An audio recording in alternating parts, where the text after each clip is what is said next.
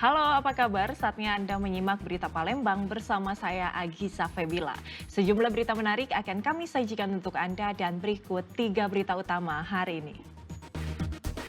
Setelah sayur mayur, giliran harga minyak goreng dan telur yang makin mahal.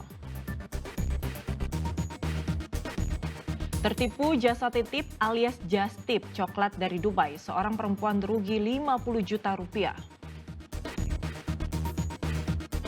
Musim durian tiba, warga dan pedagang pun gembira.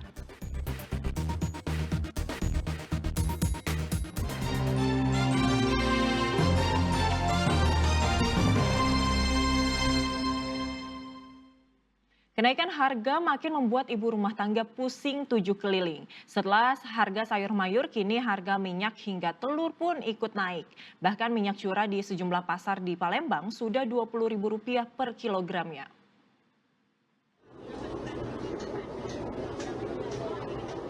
Harga jual minyak kita makin mahal saja.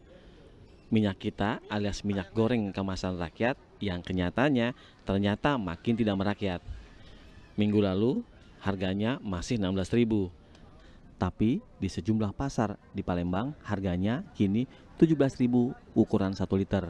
Minyak goreng curah lebih parah lagi. Harganya kini tembus 20 hingga 21.000 per kilogram. Telur ayam juga ikutan naik pekan ini. Dari sebelumnya per kilogram 25.000, kini jadi Rp28.000. Tingginya permintaan dan kenaikan harga di tingkat distributor jadi alasan pedagang menaikkan harga. Kalau sama minyak, itu berapa kenaikannya, Kak? Makanya itu kalau tiap hari itu naik tuh sekitar 2 ribuan kalau telur. Kalau dari harga berapa sampai harga jadi harga berapa, Kak? 24 hanya 24. Kalau apa itu? Telur Per kilo. per kilo 24 kan. Kalau minyak, Minyak dari harga 15 sampai sekarang udah 17. Kalau minyak curah itu sekarang jualnya sudah 21. itu yang 17 itu minyak apa, Kak? Minyak kita. Minyak kita. Sayur sama telur lagi. Minyak sayur yang berapa sekarang, Kak? Yang sayur di angka 17 tuh minyak kita. Minyak kita. Kalau curah Curah 20.000. 20.000. Itu telur berapa sekarang, kok? Telur 28. 28. Itu kenaikannya sudah berapa lama, kok? Sekitar 2 hari. 3 hari 2 hari. Meskipun harga naik, pedagang tak risau karena minyak dan telur termasuk kebutuhan pokok. Mungkin yang risau malah pembeli karena harus menyiasati demi makan dengan layak. Ardian Saputra melaporkan dari Palembang. Yang mana? Seorang perempuan di kota Palembang menjadi korban penipuan jasa titip atau just tip coklat dari negara Dubai. Akibatnya, korban pun menderita kerugian hingga puluhan juta rupiah.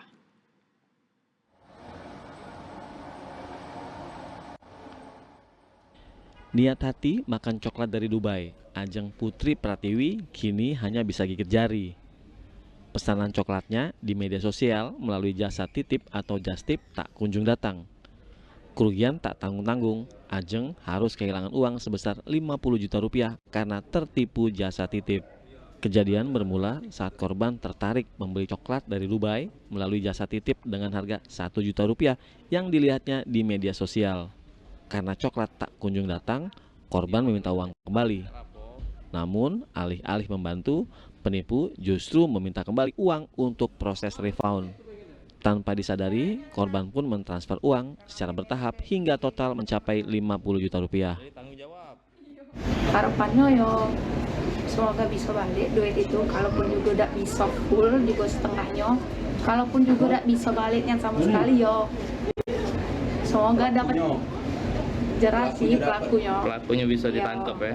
Yo. Banyak yang laku tipu Lah ya? banyak dan ternyata kalau pas diselidiki lah banyaknya Sudah banyak korbannya tuh. pas diselidiki. Iya pas setelah diselidiki, itu setelah sudah tertipu tadi pas diselidiki banyak dan ternyata yang laku.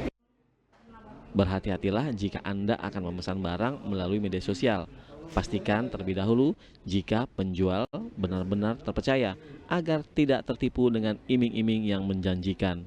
Korban kini hanya bisa berharap polisi dapat memproses laporannya dan membongkar kasus penipuan yang dialaminya.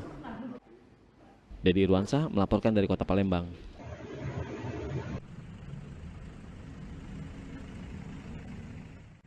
3 orang terdakwa kurir narkoba jenis sabu divonis 18 tahun penjara oleh Majelis Hakim Pengadilan Negeri Palembang.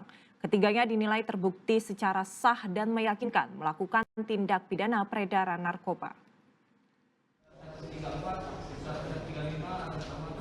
3 orang terdakwa yakni Epen, Hadi Marta, dan Eka Darnovel terdakwa kasus peredaran narkotika jenis sabu dijatuhi hukuman 18 tahun penjara oleh Majelis Hakim Pengadilan Negeri Palembang. Ketiganya juga didenda sebesar 1 miliar rupiah. Namun jika tidak sanggup membayar, diganti dengan 6 bulan kurungan penjara.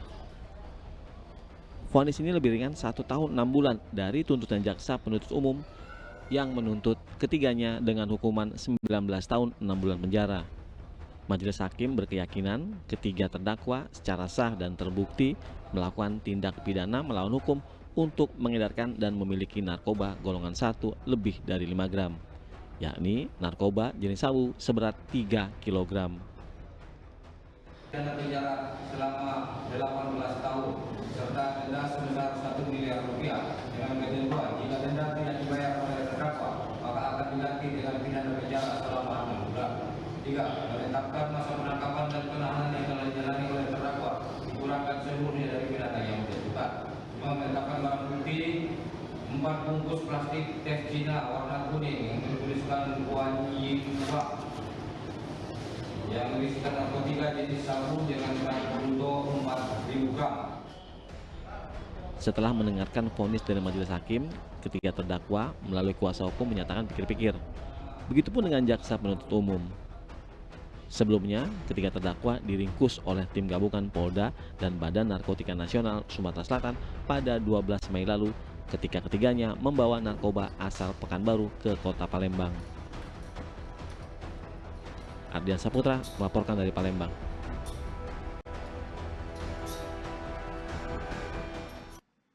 Sepanjang tahun 2024, sedikitnya ada 30 kasus perundungan terhadap siswa sekolah dasar dan sekolah menengah pertama di Kota Palembang. Untuk menekan angka perundungan, Dinas Pendidikan Kota Palembang membentuk tim pencegahan, penindakan, dan kekerasan ke sekolah agar angka bullying menurun.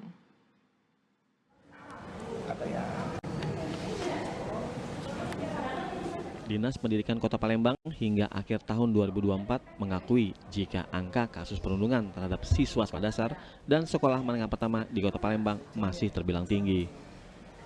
Tercatat lebih dari 30 kasus perundungan yang terjadi sepanjang tahun 2024 ini. Berdasarkan laporan yang masuk, mayoritas perundungan yang terjadi mulai dari bullying secara verbal hingga kekerasan fisik. Untuk itu, Dinas Pendidikan Kota Palembang mengejarkan sosialisasi anti-bullying atau perundungan di sekolah melalui program yang telah disiapkan. Untuk menekan angka kasus perundungan, Dinas Pendidikan Kota Palembang membentuk tim pencegahan, penindakan, dan kekerasan yang melibatkan pihak sekolah dan para guru. Selain itu, aparat kepolisian serta Komisi Perlindungan Anak juga masuk dalam tim penanganan bullying dalam aspek hukum serta rehabilitasi. Sesuai dengan Undang-Undang juga Pasal 35 tahun 2014 itu ada pasal terkait stop bullying di sekolah ya. Kami juga sudah melaksanakan sosialisasi terkait bullying di sekolah-sekolah ini mulai dari SD maupun SMP. Namun ya saat ini masih kami mendapatkan laporan-laporan terkait aksi bullying atau perundungan di sekolah-sekolah. Namun kami mencoba untuk mengurangi serta meminimalisir kejadian itu lagi ke depannya. Diharapkan sosialisasi anti perundungan mampu menekan tingginya angka perundungan atau bullying yang masih terjadi di lingkungan sekolah yang ada di Kota Palembang. Ardian Saputra melaporkan dari Palembang.